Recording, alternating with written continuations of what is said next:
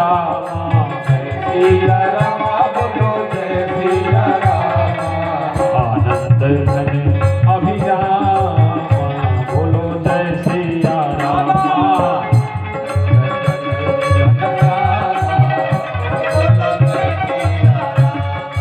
आनंद घन अभिराम बोलो जय सिया राम।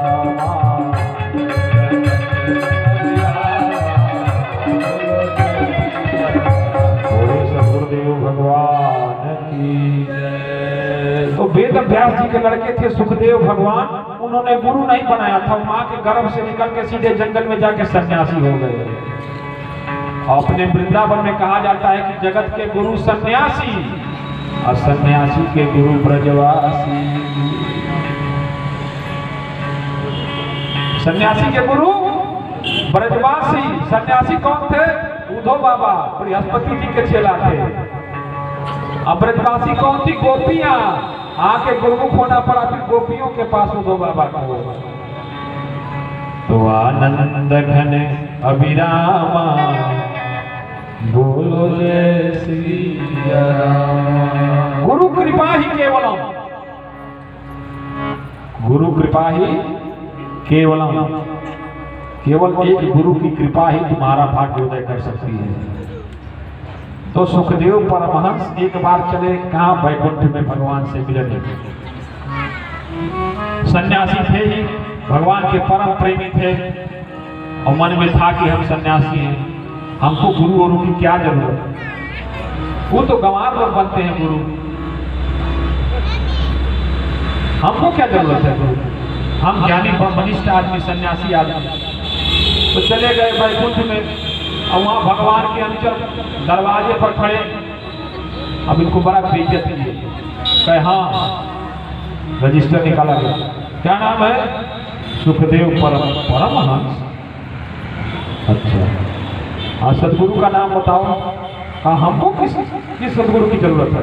हम तो जन्म से सन्यासी हैं। तो गर्दन पर हाथ लगा के भगवान के दूतों ने उनको ढकेल दिया। कहा इतनी बुरा आदमी यहाँ कैसे चला आया यहाँ? अब इनको बड़ी निराशा हुई, बहुत हताश हुए सुखदेव जी। चले आए गांव घर, आकर के अब कहीं ठिकाना नहीं, दिमाग में घंटी बज रही थी तो बाबूजी के पैर पकड़ के रोने लगे। कहे पिताजी हमको बहुत बेइज्जती महसूस हुई, हम भगवान से मिलने गए थे, देखिए हमने अपना जीवन ही भगवान के लिए लगा दिया। जन्म से ही भाग गए जंगल में, जाके वहां भगवान का भजन किया, भगवान के सिवा और कुछ किया ही नहीं। अच्छा भगवान कौन? भगवान कौन? भगवान जानते क्यों? अभी कल एक बताए थे कर्म भगवान का। भगवान क्या होता है? भगवान होता है ऐश्वर्य। ऐश्वर्य माने इज्जत हो, सम्मान। भगवान ऐश्वर्य, भगवान माने प्रदान करने वाला, ऐश्वर्य प्रदान करने वाला, सम्मान प्रदान करने वाला। आप लोग अब की के समझ में आओ, हमारा भाषा में बताओ। अच्छा भैया, गांव में पहले लोग हाफ पैंटवा पहले होके क्या कहे लोगों? भगही कहे कि ना? ओके क्या कहे लोग? भगही। भग मतलब ऐश्वर्य, ही मतलब स्थापित करने वाली, मतलब पैंटवा के पहले तो जो इज्जत बच जाए, और भगहिया के पहले तो क्या बच जाए? इज्जत बच जाए। तो भगवान मतलब ऐश्वर्य प्रदान करने वाला, इज्जत सम्मान प्रदान करने वाला, शोहरत प्रदान करने वाला, ओके भगवान माना जाला। अब यहाँ करके बाबूजी का पैर पकड़ के रोने लगे। बाबूजी ने कहा कि सुनो भैया, तुम सन्यासी आदमी, तुमको हम क्या सिखाएं? कहा ना बाबूजी, हमने क्यों बताओ, हमारा लाइफ के गुरु हो। हम ना बताए, तू ही देख लो, हमारा दिमाग से तक क्यों नहीं खेलो हमारा लाइफ। सुखदेव जी ने कहा कि हमारे दिमाग से तो कोई दिख ही नहीं आए हमारे लाइफ जो हमको ज्ञान दे सकते। तो क्या करना होगा? बाबूजी आप ही बताइए। तो बाबूजी ने कहा कि सुनो, मिथिला में वो राजा हम, उनका नाम है जनक, और जनक जी के यहाँ जा, क्या पता मान जाए तो तुमके चेला बनाए जाए। अब सुखदेव जी कहे बाबूजी, वो रजवा के कहा तू? अरे उसके पास हाथी है, घोड़ा है, रानी है, रनिवास है, महल है, बंगला है, गाड़ी है। हम सन्यासी आदमी, सन्यासी को गुरु राजा बनेगा? भैया हमारा जो समझ में आया, तुमने हमसे पूछा तो बता दिया। अब तुमको नहीं समझ में आया तो तुम ढूंढ लो अपने स्तर से। सुखदेव जी का बाबू जी ठीक नहीं कहा, सन्यासी के गुरु राजा कैसे हो? तो सुखदेव जी अब निकल पड़े फिर जंगल के तरफ। उन्हीं पर महात्मा से पूछा जाए बाबू जी के रास्ते आदमी कहा जाए। हुआ क्या कि रास्ते में नारद जी को दया आ गई कि बताओ इतना भक्त आदमी और अज्ञान के कारण जो है भगवान के दरवाजे से ठोकरिया के वापस आया है। तो नारद जी बीच में एक नाला पड़ता था, उसी नाले के पास भेष बदल के खड़े हो गए। अब सुखदेव जी सोचते हुए जा रहे थे, अचानक नारद जी पर उनकी दृष्टि पड़ी। नारद जी बार बार एक खांची में मिट्टी उठा रहे थे और नाले में डाल दे रहे थे। नाला में बहाव था, मट्टी बह जा रही थी। सुखदेव जी कहे कि अजय तो बेवकूफ बुढ़वा आ रहा है, वो धरवा में मट्टी डाला थे तो माटी टिकेगी कि बहा जाएगी? तो कहे बाबा हम देखे पसीना से लथपथ हो, अरे पहले मकंजास कहीं डालता कि मटिया रुकी कैसे? नारद जी ने कहा भैया सही का ख्याल धरा है। हम उठे, हम तो सोच रहे थे कि दुनिया का सबसे बढ़िया गुरु जो है वेद व्यास का लड़का सुखदेव है, जो बिना गुरु के भगवान से मिलने चला। अब तो सुखदेव जी को जो बुझी हुई आग थी धधक गई। अब गए बाबूजी के पास, कहे बाबूजी हमसे बताओ, क्या बता दो दिए हमारी नजर में जनक ही है ये कैसे जो तुमको दीक्षा दे सकते हैं? अब इनको लगी थी तो गए जनक जी के यहाँ, और जनक जी त्रिकालदर्शी थे और परम वैष्णव, भगवान के परम भक्त। और भगवान का भक्त भगवान के समान होता है। भगवान के भक्त में और भगवान में कोई अंतर, इसलिए मैंने कहा क्या कि भगत भगत भगवंत गुरु, भक्ति भगत भगवंत और गुरु, इनमें कोई भेद नहीं है, चारों एक हैं। भक्ति मिल जाए तो भगत मिल गया, भगवान मिल गया और गुरु मिल गया। भगत मिल जाए तो भक्ति मिल गई, भगवान मिल गया, गुरु मिल गया। गुरु मिल गया तो सब मिल गया। तो भगत ही भगत भगवंत गुरु चारों के पद, और इनके पद बंदन किए नासे विघ्न। तो जनक जी के पास गए सुखदेव जी, दरवाजे पर खड़े थे। दरबार ने जाकर के बताया जनक जी से कि महाराज कोई सुखदेव महात्मा आपसे मिलने आए। महात्मा? हाँ, वो तो अपना परिचय नहीं दिए कि जाओ बता दो कि महात्मा सुखदेव मिलने आए। जनक जी ने कहा कि बहुत अभिलाष कार्य में हम व्यस्त हैं, कई तो 1 महीना बाद आए मिलेंगे। सुखदेव जी रुके नहीं, तुरंत चल के गए बड़ा अपना के राजा लगाओ, बाबुओ जी लगा दिए कहाँ तो कहाँ। 1 महीना बाद फिर आए सुखदेव जी, तो कहीं जाके कह दो कि वेद व्यास के लड़के आए हैं। सोचे कि वो बार महात्मा कहते क्या पता नाराज होता, तो आपने बाबूजी के क्रेडिट पर इसी ले ले। तो इस बार कहा कि इस बार जाके कह दो कि वेद व्यास के लड़के जो हैं सुखदेव वो आए हैं। तो जनक जी ने कहा कि कह दो भैया 1 हफ्ता बाद का टाइम है हमारे पास, अभी हम समय नहीं दे पाएंगे, जनता जनार्दन को बड़ा तकलीफ होगा। सुखदेव जी कहे ठीक है, तो फिर चले गए। कहे जाके कह दो कि 5 दिन बाद आए। अब की फिर 5 दिन बाद आए, जाके कहा कि जाके बता दो कि सुखदेव आए हैं। अब की क्या बोला दरबारों से सुखदेव जी ने कि जाके बता दो कि सुखदेव आए हैं। अब की जब सुखदेव सुना ना जनक जी ने, तो कहा कि अब महात्मा भी गया और वेद व्यास का वो पगड़ी भी चला गया, अब खाली होके आया है। अच्छा भैया अगर पानी भरे को हो तो कोना बर्तन में भराई हो, भरत गगरी में पानी भराई, कोना में भराई जो खाली रहे। तो अभिमान जो रहे सुखदेव जी का, जो अभिमान था कि हम महात्मा हैं, वो अभिमानवा खाली हो गया था पहली बार में। दूसरी बार में बड़े बाप के बेटे हैं वेद व्यास जी के, तो पगड़ियों उतार के आए थे। तीसरी बार आकर के बोले कि हम वेद व्यास के लड़के नहीं, महात्मा नहीं, हम सुखदेव हैं, जनक जी से मिलना चाहते हैं। जनक जी आसन छोड़ के भागे भागे आए और आकर के गले लगा करके फूट फूट के रोने लगे। कहा महात्मा हमसे बहुत गलती हुई, इतना देर का है कर दिए।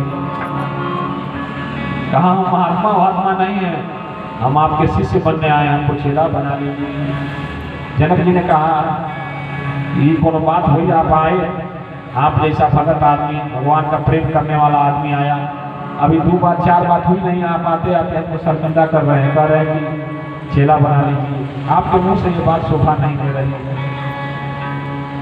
जनक जी ले गए, आदित्य के अपने आसन पर बैठाए, स्वास्थ्य वाचन किया गया, वैदिक मंत्रों से उनका पूजन किया गया। इसके बाद आओ भगत के बाद बोले कि अब बताइए। कहा सरकार हमको आपसे दीक्षा चाहिए, मंत्र दीक्षा, हम आपको गुरु बनाने आए हैं।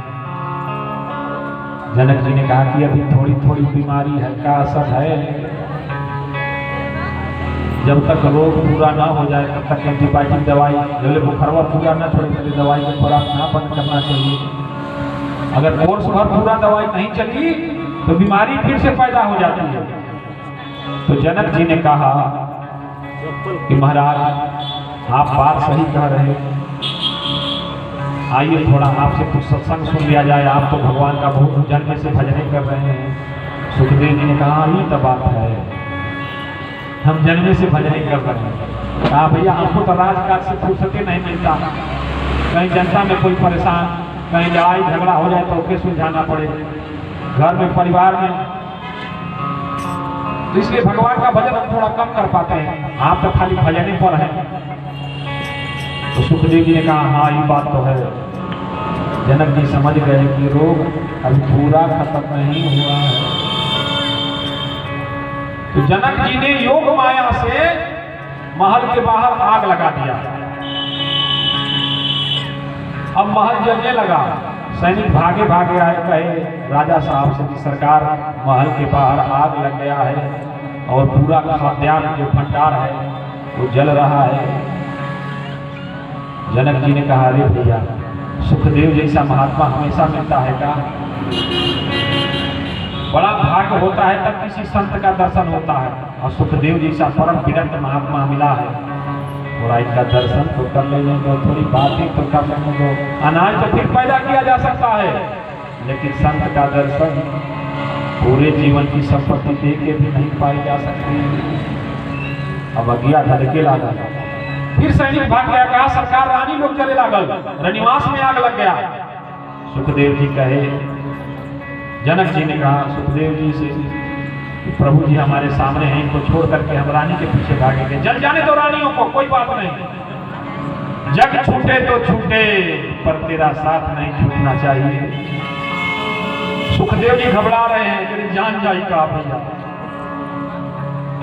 अब वो आग की लपट में आप बैठे तो लोग उस कोठरी में प्रवेश करने लगे, सैनिक भागे भागे आया, कहा सरकार भाग के निकलिए, अब चारों तरफ से ये रूप गिर चुका है आग से। जनक जी बैठ के बात कर ही रहे थे कि सुखदेव जी ने कमंडल और डंडा उठाया, भागने की कोशिश की।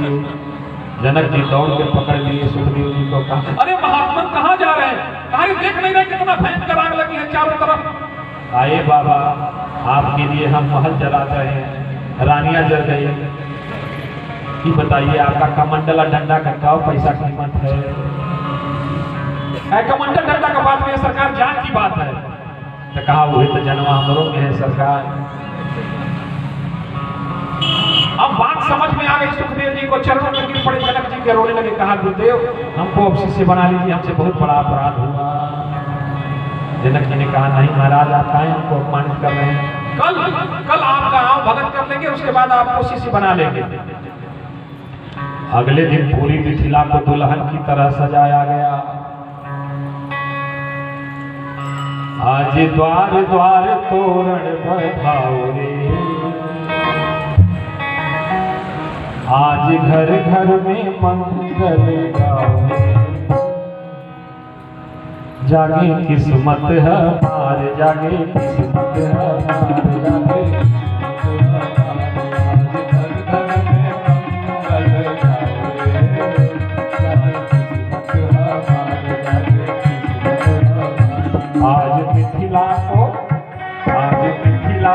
दुल्हन बनाओ रे, आज मिथिला को दुल्हन बनाओ रे, जागे किस्मत हमारे, जागे आज मिथिला को दुल्हन बनाओ रे, मिथिला को दुल्हन बनाओ रे, जागे किस्मत हमारे, संतरी समाना,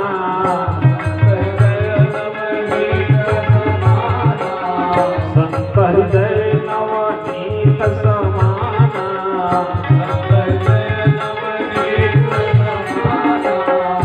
इनके चरणों में मस्तक नवाओ रे, इनके चरणों में मस्तक नवाओ रे, जागे किस्मत हमारी, जागे किस्मत हमारी, आज मिथिला को दुल्हन बनाओ रे, आज मिथिला को दुल्हन बनाओ रे, बनाओ रे, बनाओ रे, आज मिथिला को दुल्हन, मिथिला को दुल्हन बनाओ रे, जागे किस्मत हमारी,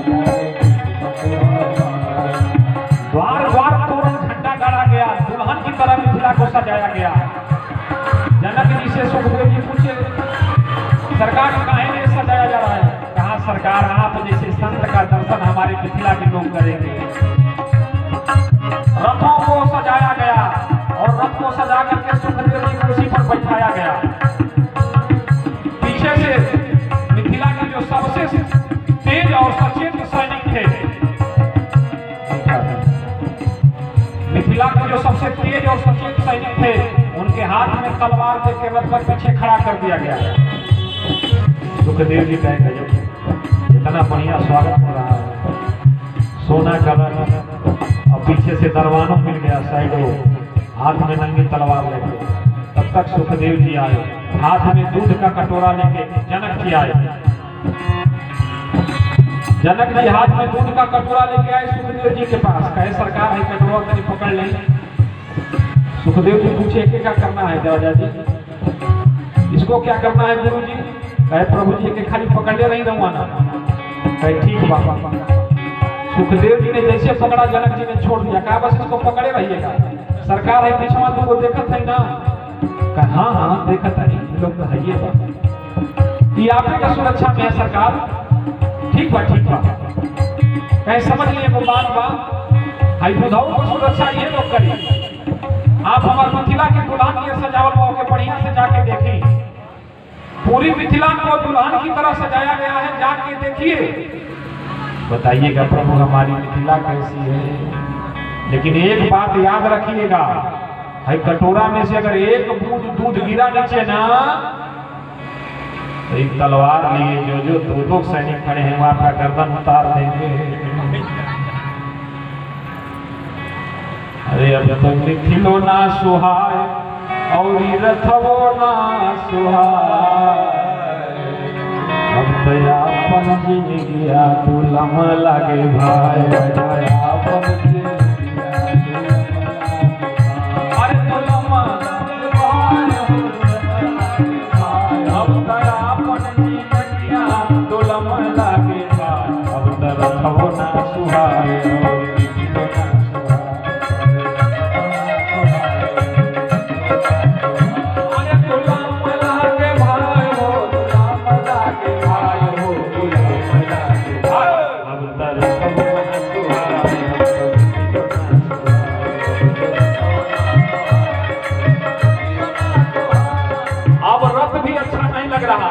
अब भूली जतिया कोनो चीज नहीं के निकला कर, रथ घुमाया गया, पूरे दिन मिथिला को घुमाया गया रथ को। शाम को जनक जी फूल का माला लेके खड़े थे दरवाजे पर, जैसे सुखदेव जी को देखा दौड़ के इनके गले में डाल दिए। कहा प्रभु जी हमारी मिथिला कैसी लगी? सुखदेव जी से पूछा हमारी मिथिला कैसी लगी नाथ आपको? सुखदेव जी ने कहा प्रभु हम तो पूरे रास्ते कटोरे का दूध देखते रहे। कहा सरकार इतना बढ़िया सजाया गया था मिथिला आपके लिए, आपने मिथिला को देखा नहीं? कहा देखते कैसे है, पिछवा जो खड़े कर दिए थे आप, अब कह रहे थे कि एक फूल दूध गिरा तो आपे का गर्दन उतार देंगे, तो हम अपना गर्दन बचाए दूध देखें कि मिथिला देखें? कहा माई बाप हम भी राजा इसी तरह रहते हैं, महलों के बीच में, साधनों के बीच में, सुविधाओं के बीच में, संसाधनों के बीच में गया था, सोने का रथ दिया गया था, रथ को सजाया गया था, मिथिला को सजाया गया था, हाथ में चांदी की नंगी तलवारें लेके सैनिक दिए गए थे, लेकिन आपको कुछ नहीं दिखा। कहा नहीं माई बाप, क्यों नहीं दिखा? क्योंकि जान पर बनाई थी। जनक जी ने कहा ठीक इसी तरह से प्रभु जी हम भी इस मिथिला में रहते हैं, तो बताइए।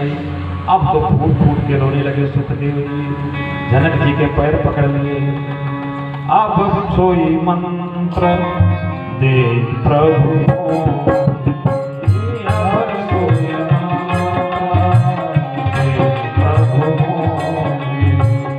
अब सोई मंत्र दे प्रभु।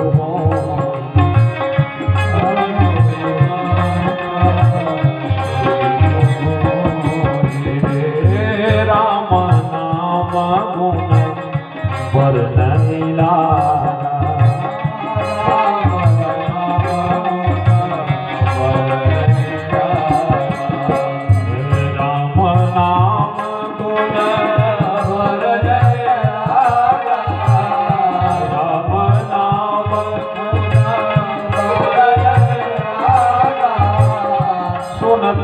सीता पर दुख भागा,